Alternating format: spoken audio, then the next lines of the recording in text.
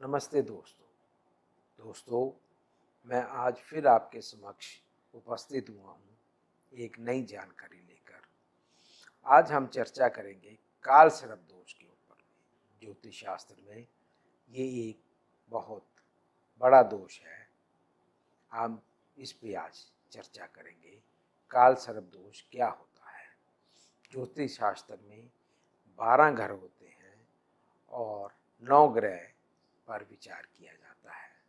7 ग्रह जैसे सूर्य, चंद्र, मंगल, बुध, बृहस्पति, शुक्र और शनि, ये तो सौर मंडल में स्थित हैं। और इसके अलावा 2 छाया ग्रह हैं जिसका नाम राहु और केतु है। ये एक ही ग्रह के 2 रूप हैं। जो सिर है वो राहु है, जो सिर के नीचे का हिस्सा है वो केतु है। ये दोनों ग्रह जन्म पत्रिका में लगन चार्ट में 360 डिग्री के पे स्थित होते हैं, बिल्कुल एक दूसरे के सामने स्थित होते हैं। यदि राहु पहले में होगा तो केतु 7वें में होगा, यदि राहु दूसरे में होगा तो केतु 8वें में होगा। इसी प्रकार यदि केतु पहले में होगा तो राहु 7वें में होगा, केतु दूसरे में होगा तो राहु 8वें में होगा। ये बिल्कुल 360 डिग्री पे होते हैं। ये दोनों ग्रह दोनों क्रूर ग्रह की श्रेणी में आते हैं। जब जन्म पत्रिका में सभी ग्रह इन दोनों ग्रहों की लाइन के बीच में आ जाते हैं तो उस दोष को काल सर्प दोष कहा जाता है और कहा जाता है कि ये जो कुंडली है काल सर्प दोष से ग्रसित है। बहुत से विद्वान इसके कई तरह के उपाय बताते हैं। जिसकी कुंडली में भी ये काल सर्प दोष होता है उसके काम में डिले होती है, उसका हर काम डिले से होता है। शादी डिले से होती है, कैरियर डिले से सेटिंग होती है, बिजनेस में भी डाउनफॉल आता है। मतलब हर तरह की काल सर्प दोष दिक्कतें करता है। कई विद्वान इसका उपाय करवाते हैं कि राहु और केतु की शांति करवाकर, मंत्रों का जाप करवाकर शांति करवा देते हैं। लेकिन मित्रों, एक चीज़ याद रखना कि ये ग्रह कुंडली से, ये दोष कुंडली से ख़त्म नहीं होता। इसके उपाय आपको सारी ज़िंदगी करने पड़ेंगे। लेकिन ये नहीं है कि सारा दिन उपाय ही करते रहो या मतलब इसको ही, इसके पीछे ही लगे रहो, ऐसा नहीं होता। लेकिन ये तो कुछ समय में इसकी शांति करवाने से ये ग्रह शांत हो जाते हैं और हमें इस दोष से मुक्ति मिली रहती है। इसके लिए सबसे बढ़िया उपाय क्या है कि आप हर जन्मदिन के बाद इसके उपाय कर सकते हैं। अगर आप रोजाना कोई उपाय करना चाहते हो या हफ्ते में 1 या 2 बार आप इस उपाय को करो तो वो उपाय ये है कि आप अपनी किचन में बैठकर कम से कम 1 वक्त का खाना जरूर खाओ। उससे आपको इस दोष से कुछ शांति मिलेगी। उसका दूसरा उपाय क्या है कि अगर आप किसी सर्प के जोड़े को आज़ाद करवा दो। ये बहुत थोड़ा महंगा उपाय है क्योंकि जो सपेरे लोग होते हैं उन्हीं से हमें शाम को खरीदना पड़ता है और वो जब उनको पता लगता है कि हमने किसी उपाय के लिए लेने हैं तो वो बहुत ज़्यादा मात्रा में, मतलब बहुत ज़्यादा मोटी अमाउंट मांगते हैं सांप को देने के लिए।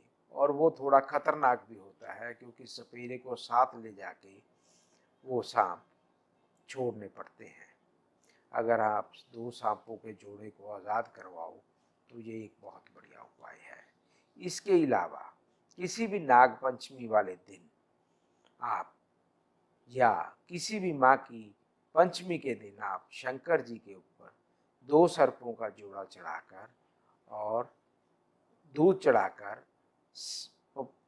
भगवान शंकर को प्रार्थना करें कि प्रभु, मेरी जन्म पत्रिका में ये काल सर्प दोष है, मैं उसके निवारण के लिए आपके आगे उपस्थित हुआ हूँ। प्रभु, ये कुछ चीज़ें मैं आपको अर्पण कर रहा हूँ, कृपया मुझे इस दोष से निजात दिलवाइए और मेरे को कामयाब कीजिए, क्योंकि जब इन दोनों ग्रहों की लाइन के बीच में ग्रह आ जाते हैं तो वो अपना आधा फल छोड़ जाते हैं।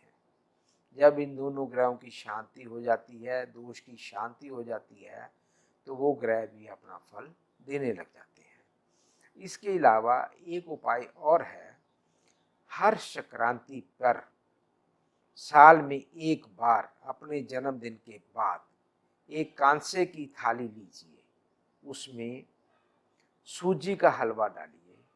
सूजी का हलवा डालने के बाद, ये सूजी का हलवा देसी घी में बना होना चाहिए, उसको बीच में से थोड़ा खाली करके उसके बीच में देसी घी डालकर और उसमें एक सरप डालकर, वो या कोशिश करना कि वो सरप जो है वो बैठी हुई मुद्रा में हो। एक सरप तो लेटी हुई मुद्रा में होते हैं, एक सुनार से आपको बैठी हुई मुद्रा में भी सरप मिल जाएंगे। बैठी हुई मुद्रा में हो, वो लेकर उसके बीच में अपना चेहरा देखकर वो शंकर जी के मंदिर में आप उसको रख सकते हैं और अपना परिचय देते हुए अपने पिताजी का नाम, अपनी माताजी का नाम साथ में लेते हुए कि मैं उनका पुत्र हूँ प्रभु, हे भगवान शिव, हे आशुतोष, मैंने आपकी कृपा से ही इस मृत्यु लोक में जन्म लिया है प्रभु। मेरी जन्म पत्रिका में ये अमुक दोष है जिसे काल सर्प दोष कहते हैं। मैं उसके निवारण के लिए ये तुच्छ भेंट आपके श्री चरणों में अर्पित कर रहा हूँ प्रभु, कृपया मुझे उस दोष से निजात दिलवाइए। ये कहकर साष्टांग प्रणाम करके किसी को बिना बताए चुपचाप अपने घर वापस आ जाइए।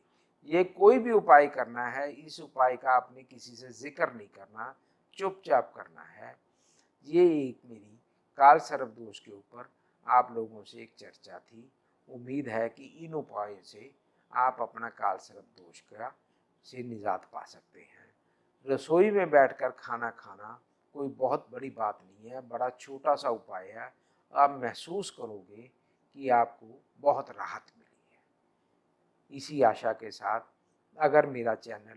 अगर आपको मेरी ये इन्फॉर्मेशन ठीक लगी हो तो मेरा चैनल लाइक, शेयर और सब्सक्राइब करें और मेरे को कमेंट करें। अगर आपको अच्छी लगी हो तो मेरे को प्रोत्साहन मिलेगा। नमस्कार दोस्तों, धन्यवाद दोस्तों।